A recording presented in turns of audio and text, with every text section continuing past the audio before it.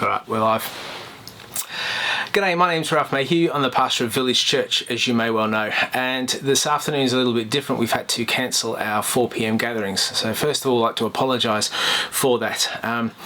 We're moving to very exciting times for the church.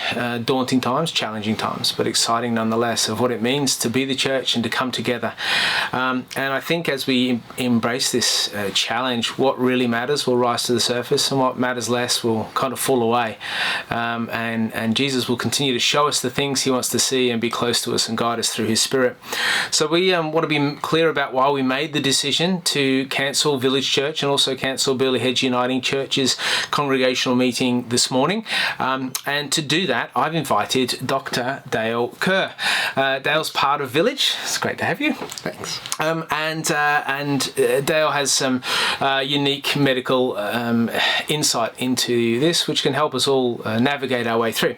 So Dale, we've heard on the media that we're not allowed to gather in groups of more than 500. Yep, just like our usual Sunday gathering. Exactly.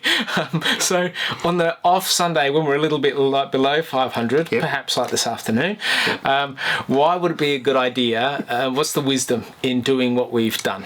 Sure. Thanks, Ralph, for having me on that question, which is a little bit difficult to answer, but basically, the 500 limit on gatherings is not about stopping this virus from making its way through Australia.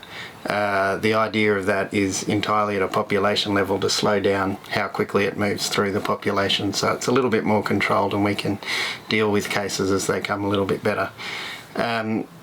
The concern that we have, particularly at Burleigh Heads Uniting Church, is the demographic of the congregation, particularly in the morning.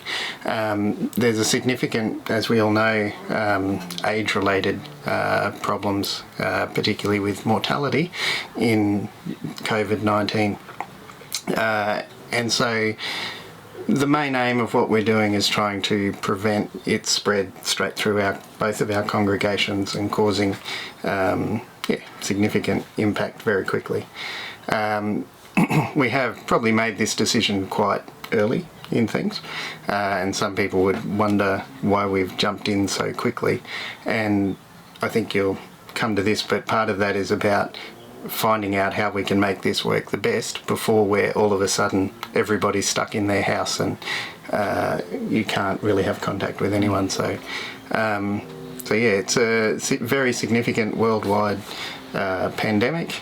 We haven't really seen anything quite like this before, so advice is changing by the day, and we just want to find a way to really approach that without, while taking appropriate steps to minimise the risk, still finding ways that we can appropriately connect everybody together.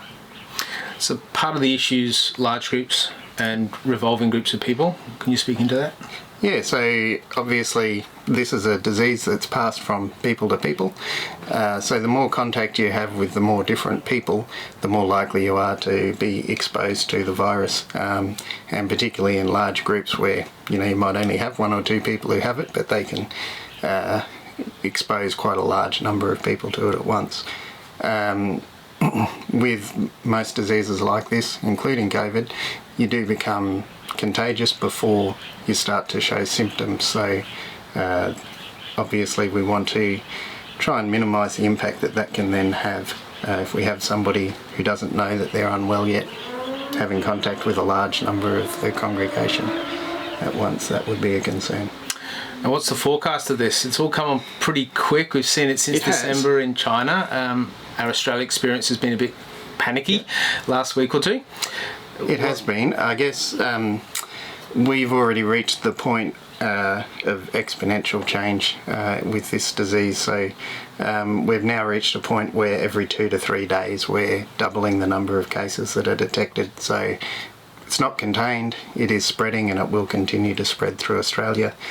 Most of the predictions that I have seen still put the peak some months away. So, we are early in that phase, but we want to try and minimise the impact that it's going to have on our congregation. Oh, Great. Here we go. If you don't see us again.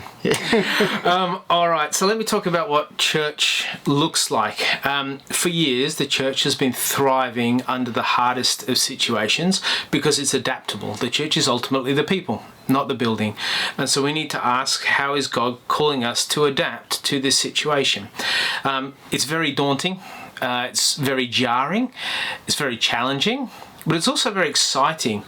We need a long-term strategy. We're not just filling a gap for a week or two. We need a long-term strategy that's going to sustain us and help us to thrive throughout the next X amount of weeks and months.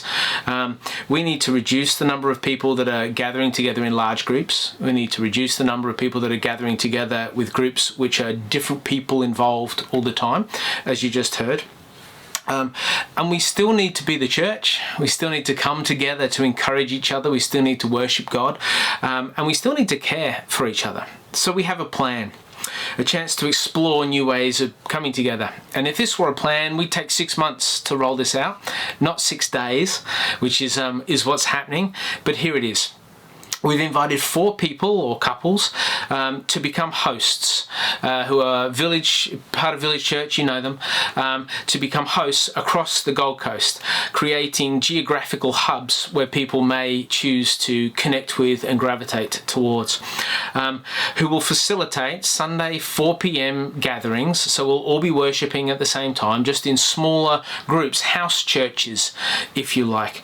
And then once a month, those gatherings each week will be video fed by myself or other leaders in the church, so that we're congruent with where we're heading and what we're talking about. But once a month, each group will come to the church and meet in the church instead of their home or a home, where we'll have a live experience in a sense, and it will also create an open door for the community and those who are searching to come and be part of us and be linked in with the rhythm, or this new rhythm of church. This isn't a knee-jerk reaction.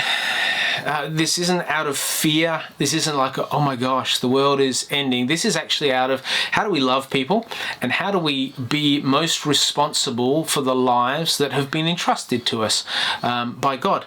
And so that's where this comes and leads us to this big ask, a big ask that we have of you.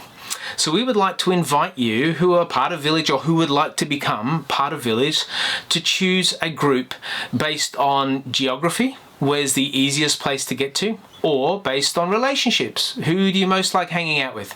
And to go to that group and to become part of that group that will become a unit, in a sense, self-contained, pastored and looked after by the host and pastored and looked after by me and connected digitally and virtually to the other groups and to our church. But where you would say, this is my home and these are my people for this next season. And we would like to have that locked down by Easter. So what we realize is your first engagement in that, you may have various concerns or difficulties or questions that I would rather be part of this group. Totally fine.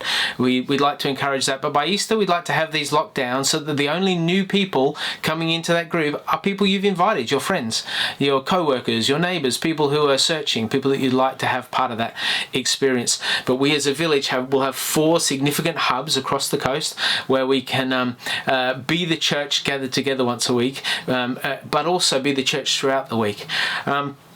Obviously, if you're sick with any kind of contagious illness, we would encourage you, in fact, we would require you to stay away.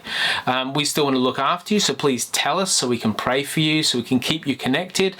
We can email, phone call and text message and FaceTime. We can still love you, but it defeats the entire purpose if you turn up sick and make everybody else sick. But we get that you get that.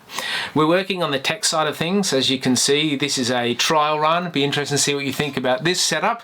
And working on the tech side of things about how to make all the intricacies of this possible and as fluid as possible. Tomorrow I'm meeting with the Burleigh Heads Uniting Church Council at 3:15 just to have the similar conversation that we had in our executive team meeting, leaders meeting this morning, about strategizing a way forward. And I would imagine that the solution we arrive at with that is a similar kind of setup to what we have now, and we'd love to work toward where we can partner 2 groups, one from Burleigh Heads Uniting, one from Village, to bless and love and care for one another in various ways, of which we have some ideas around that. we realize this stirs a lot of questions. For example, who are my hosts? Can I go? What does this all mean? And other questions that we haven't even thought of. And so what we're going to do tomorrow evening at 7:30, we're going to hold a Facebook Live gathering where you'll have the opportunity to ask any questions, and we'll have the opportunity to answer any of those questions or concerns that you have. So if they're pressing and they've jumped to mind, text them through, email them through now. They'll be picked up in that chat. If you can't make tomorrow night, Monday night, we're going to do one on Wednesday night as well, which will just be a repeat. So come Thursday, we'll have a really solid plan of attack about what the future looks like. You will by Thursday know who your hosts are. You can start indicating to us where you like to go, where you're going to go, and what that might look like. We've all been thrown into this unknown together. It's as daunting for me as it is for you guys about what on earth do we do and what does the future hold. But we lean into God. We rest in God and we pull together. So we come together through this. One of the beauties of Village is we're really adaptable. We have the opportunity to shift and change quite quickly and quite beautifully. And so let's lean into that strength that we have. As for small groups, we're leaving it up to the small groups to decide when and how often they meet. So small group leaders, please give that some thought with your small group. If you need help, the church is here. And this is one of those times where it doesn't matter if it's this week or in 2 months' time when you're like, I'm out of toilet paper. Let's talk. Let's help each other. You might be low on this sort of food, and there might be someone with a lot of that food. There might be someone who has accessibility to something you don't. So let's talk. Let's be the church that God has called us to be. And if you're going to text someone, think, would a phone call be better? Like, would it connect us more? If you're going to do a phone call, would a FaceTime where you're face to face? Maybe our kids could FaceTime each other more. We want to increase the connectiveness and the belonging across our church rather than see it decreased. And so it will be a challenge. There will be shifts and turns that we'll need to make. But we're excited that God is leading us through this, that God holds everything in his hands. He loves us and he loves our world so greatly that he would send his son, that through us, through the work of his Spirit and through the work he did on the cross, he can really make a difference in people's lives. So we stay tuned and please be in contact. We'd love to speak with you further. Thanks, Dale. Thank you, Ralph. Thanks for listening.